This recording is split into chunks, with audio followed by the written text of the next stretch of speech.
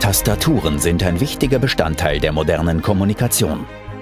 In den Bereichen Qualität, Langlebigkeit und Präzision ist Cherry seit 30 Jahren Marktführer, auch dank einer Eigenentwicklung, dem MX-Modul. Dieses kleine Bauteil macht den Unterschied und steht sinnbildlich für die Erfolgsgeschichte von Cherry. Seit 1983 wird das MX-Modul produziert. Es ist eine Weiterentwicklung des Schnappschalters, der für elektrische Schreibmaschinen entwickelt wurde. Produziert wird in modernsten Anlagen am Standort Deutschland. Bis zu 26 Millionen Module laufen hier vom Band, pro Monat. Bereits 5 Jahre nach Markteinführung machten MX-Tastenmodule 80% des Umsatzes aus und Cherry wurde zum unangefochtenen Marktführer.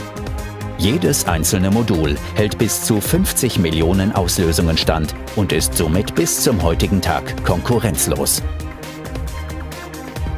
Ein Grund für die Langlebigkeit ist eine weitere Entwicklung Cherrys, der Gold Cross-Point-Kontakt.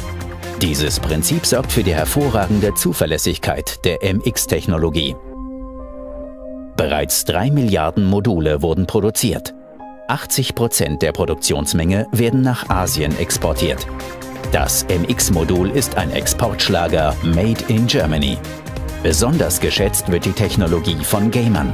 Deren Tastaturen müssen besonders robust und zuverlässig sein. Hier wird wieder Cherrys Sinn für Innovationen deutlich. Durch den Einbau einer Diode pro Modul ist es möglich, alle Tasten ohne Aussetzer gleichzeitig zu drücken. Dies wird als Full-N-Key Rollover bezeichnet.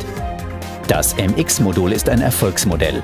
Zuverlässig, robust, schnell und langlebig. Erfunden und stetig weiterentwickelt von Cherry, den Spezialisten für Computereingabegeräte.